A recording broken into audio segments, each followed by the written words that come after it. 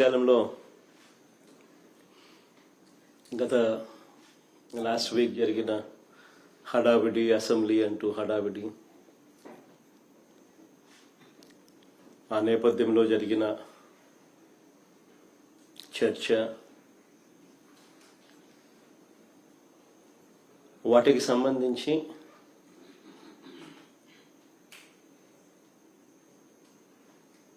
The so called Amaravati అని చెప్పి చంద్రబాబు నాయుడు చేస్తా ఉన్న డ్రామాకు సంబంధించి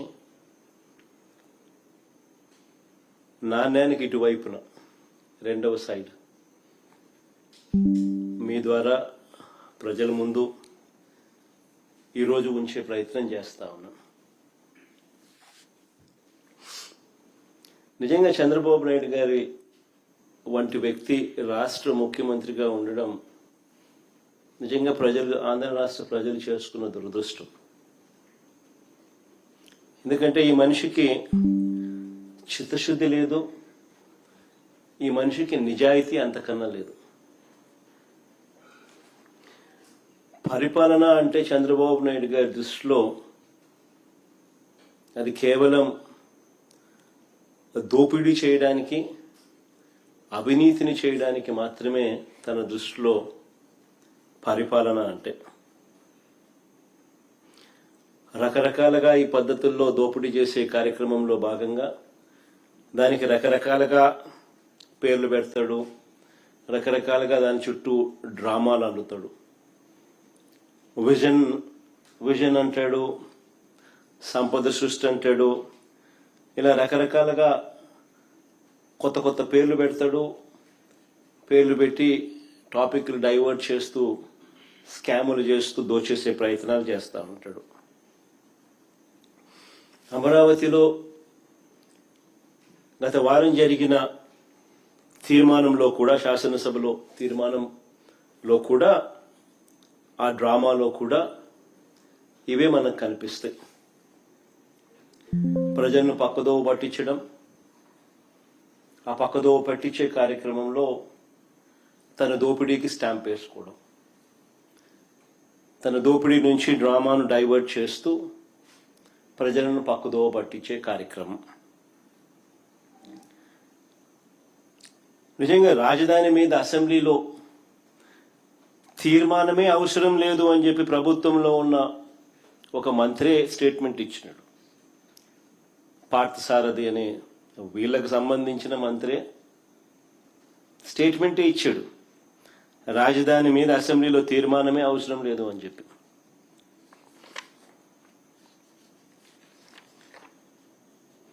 నేను అడుగుతా ఉన్నా, అసలు రాజ్యాంగంలో రాజధాని అనే పదం ఎక్కడైనా ఉందా అని?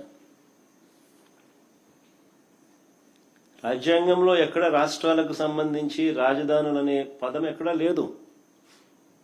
దేశానికి మాత్రమే రాజధాని ఉంటుంది తప్ప రాష్ట్రాలకు రాజధాని అనేది కాన్స్టిట్యూషన్లో లేదు. Only seats of governance.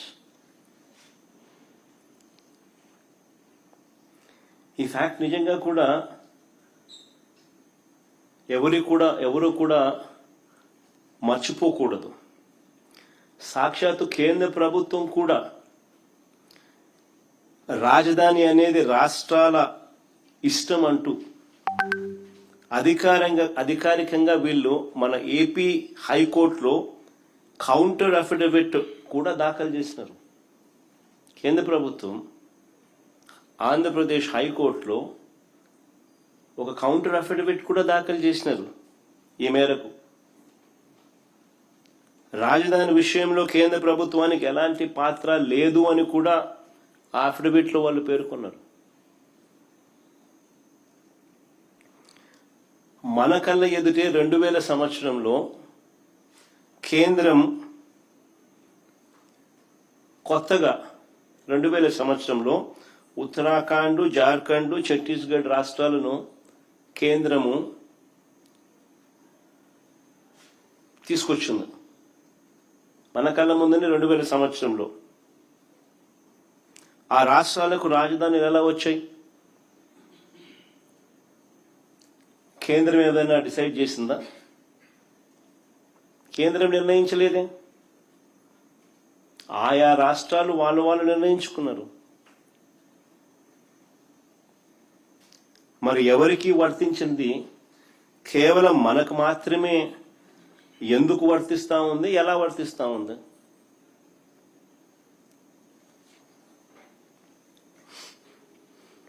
నిజంగా మరి ఎందుకు ఈ తీర్మానం పేరిట ఈ డ్రామా చేస్తా ఉన్నారు? మరి 7 ఏళ్లుగా నేను చంద్రబాబు నాయుడు గారిని అడుగుతా ఉన్నా, మరి 7 ఏళ్లుగా మీరే ముఖ్యమంత్రిగా ఉండి, మొదటి టర్మ్ 5 సంవత్సరాలు, తర్వాత ఇప్పుడు 2 సంవత్సరాలు, మరి 7 ఏళ్ళు మీరే ముఖ్యమంత్రిగా ఉండి 1,00,000 ఎకరాల అమరావతిలో ఇంతవరకు కట్టింది ఎంత? 1,00,000 ఎకరాల అమరావతిలో ఈయన 7 ఏళ్ళు ముఖ్యమంత్రిగా ఉంటూ అమరావతి అనేది తన పెట్ ప్రాజెక్ట్ అంటూ తాను నినాదమిస్తూ తాను ఇంతవరకు కట్టింది ఎంత? నిజంగా సెల్ఫ్ ఫైనాన్స్ ప్రాజెక్ట్ అయిందా ఇది? నిజంగా అమరావతి అని సెల్ఫ్ ఫైనాన్సా? ఈయన డబ్బా కొడతాన్నట్టుగా కొట్టినట్టుగా? ఏ దేశం పోతే ఆ దేశం బొమ్మలు ఈయన చూపిస్తాడు. ఏ దేశం ఈయన పోయినా ఆ దేశం బొమ్మలు చూపిస్తాడు. చూపించి అదిగో ఇదే అమరావతి అని అంటాడు. మరి ఎంతవరకు వచ్చిందని అడుగుతా ఉన్నా. ఆ దేశాలు ఇక్కడ ఏమైనా కనపడుతున్నాయా? కనీసం భూములు ఇచ్చిన రైతులకు చెప్పిన హామీలైనా నెరవేర్చాడా ఈ పెద్ద మనిషి? మొదట తీసుకున్న 50,000 ఎకరాల్లో, వెరీ ఇంపార్టెంట్ ఇది, మొదట తీసుకున్న 50,000 ఎకరాల్లోనే రోడ్లు, కేవలం రోడ్లు, కరెంటు, డ్రైనేజ్ అంటే సీవరేజ్, వాటర్, వీటి కల్పనకి అయ్యే ఖర్చు చంద్రబాబు నాయుడు గారి స్వయాన లెక్కల ప్రకారమే, ఈయనే కేంద్ర ప్రభుత్వానికి ఇచ్చిన లెక్కలు, ఈయనే వివిధ బ్యాంకులకు ఇచ్చిన లెక్కల ప్రకారమే ఎకరాకు 2 కోట్లు అవుతుంది అని చెప్పాడు. అంటే 50,000 ఎకరాలకు అయ్యే 1,00,000 కోట్లకే దిక్కు లేదనుకుంటే, 1,00,000 కోట్లకే దిక్కు లేదనుకుంటే ఇప్పుడు సడన్ గా మరో 50,000 ఎకరాలు దీనికి అదనంగా అయ్యే ఖర్చు, దీనికి సడన్ గా అదనంగా మరో 50,000 ఎకరాలు యాడ్ చేస్తున్నాడు. ఇంతకు ముందున్న 50,000 ఎకరాలు దానికి అయ్యే మళ్ళా అదనంగా మరో 1,00,000 కోట్ల రూపాయలు. ఇలా అమరావతిని ఎందుకు పెంచాల్సి వస్తా ఉంది, ఎందుకు పెంచుకుంటూ పోతున్నారు? ఆ డబ్బులు ఎలా వస్తాయి అంటే 1,00,000 ఎకరాలు, ఆ 1,00,000 ఎకరాల్లో కేవలం రోడ్లు వేయడానికి, కేవలం కరెంట్ ఇవ్వడానికి, కేవలం సివరేజ్ వ్యవస్థ క్రియేట్ చేయడం కోసం, కేవలం నీటి వ్యవస్థ క్రియేట్ చేయడం కోసం, బేసిక్ ఇన్ఫ్రాస్ట్రక్చర్ క్రియేట్ చేయడం కోసం ఈ 1,00,000 ఎకరాలలో 2,00,000 కోట్లు కావాలి అని వీళ్ళు చెప్పిన లెక్కల ప్రకారమే. మరి ఈ డబ్బులు ఎలా వస్తాయి? ఎన్ని సంవత్సరాలు పడుతుంది? ఎన్ని దశాబ్దాలు పడుతుంది? ఈ దశాబ్దాలు పట్టే ఈ సమయంలో, ఇన్ని సంవత్సరాలు పట్టే ఈ సమయంలో ఈ 2,00,000 కోట్లు ఇంకా ఎంతగా పెరిగిపోతూ పోతుంది?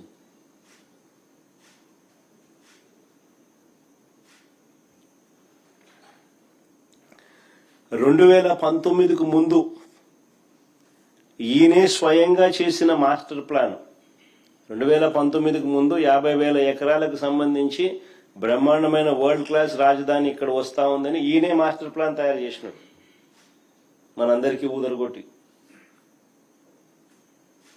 బాహుబలి సెట్టింగ్లన్నీ చూపించి. మరి 2019కు ముందు ఈయనే స్వయంగా చేసిన మాస్టర్ ప్లాన్ ను సడన్ గా ఈయనే ఎందుకు మారుస్తున్నాడు?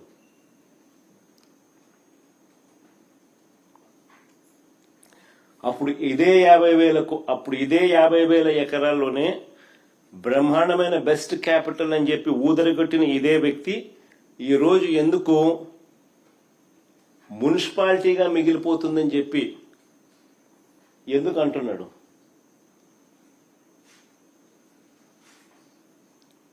ఆ మాట అని ఇంకొక 50,000 ఎకరాలు కావాలంటున్నాడు. మరి ఇంతకు ముందు 50,000 ఎకరాలతోనే వరల్డ్ క్లాస్ సిటీ అని చెప్పిన వ్యక్తి ఈరోజు ఏమంటున్నాడు? ఆ 50,000 ఎకరాలే అంటే ఇది మున్సిపాలిటీగానే మిగిలిపోతుంది, అందుకని ఇంకొక 50,000 ఎకరాలు కావాలంటున్నాడు. నేను ఎందుకు అంటా ఉన్నాడు?